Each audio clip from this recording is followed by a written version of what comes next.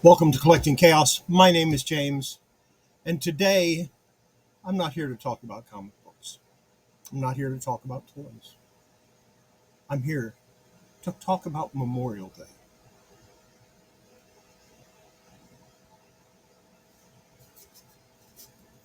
Now, today is Memorial Day, which for Americans means it is the day that we remember those that have given their lives in the defense of the country. It wasn't always so. Let's think for a moment what we do on Memorial Day. Barbecues are popular, and watching sports on TV.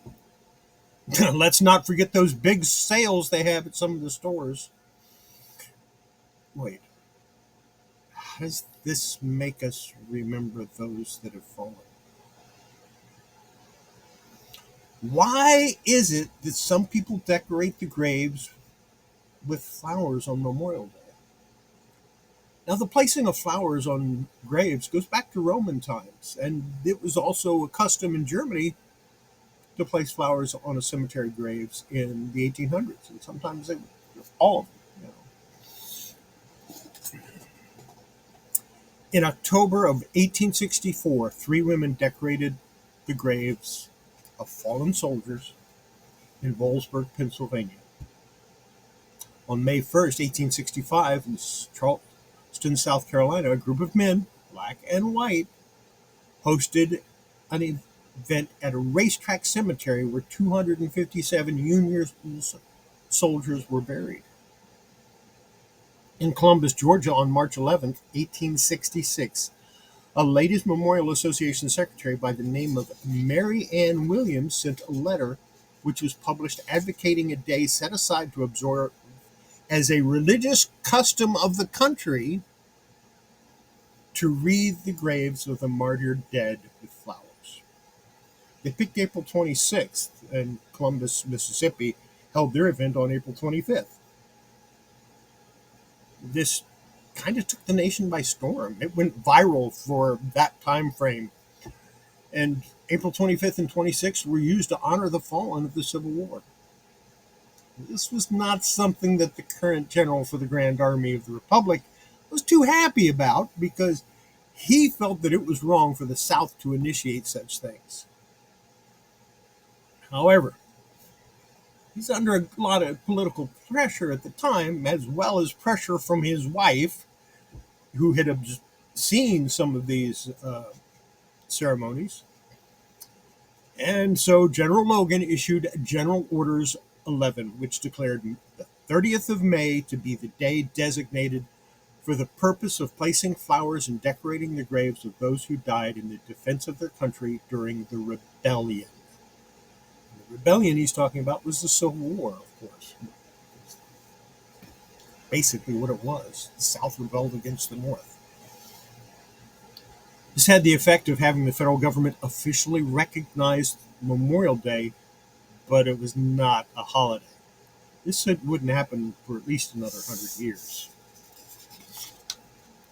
So the first National Decoration Day celebration took place on May 30th, 1868, at Arlington National Cemetery, Virginia, which was once the home of Robert E. Lee, where nearly 24,000 soldiers, both known and unknown, Union and Confederate, were buried. Up until the end of World War I, the Decoration Day ceremony was only for those that died in the Civil War.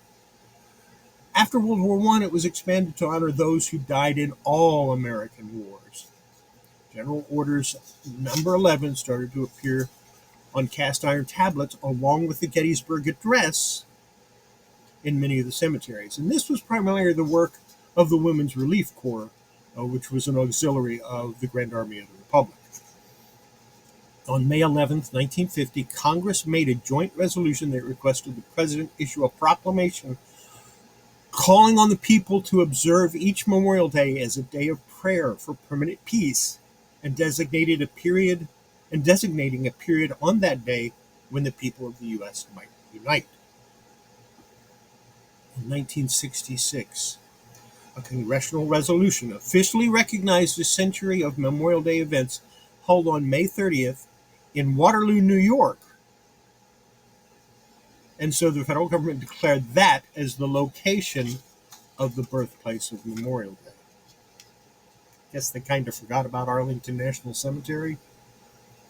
Oh, in 1968, with an effective date of 1971, Congress passed the Uniform Monday Holiday Act, which moved Memorial Day from May 30th to the last Monday in May and officially recognized it as a federal holiday.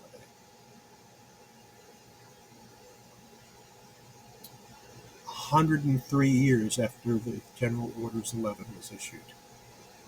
Yeah. Takes Congress a while. They're slow, but they get there in the end. Finally, in December of 2000, to reiterate the sacrifices of America's fallen heroes and that they are never forgotten, the National Moment of Remembrance Act established that 3 p.m. local time to wherever you are should be a time where 1 minute of silence is observed for those who have died in the service to the nation. And that, my friends, is why we observe Memorial Day. Not to remember the living veterans. They're important. But we have a day for that too. But to honor those that have paid the ultimate price in the service of their country. Thank you.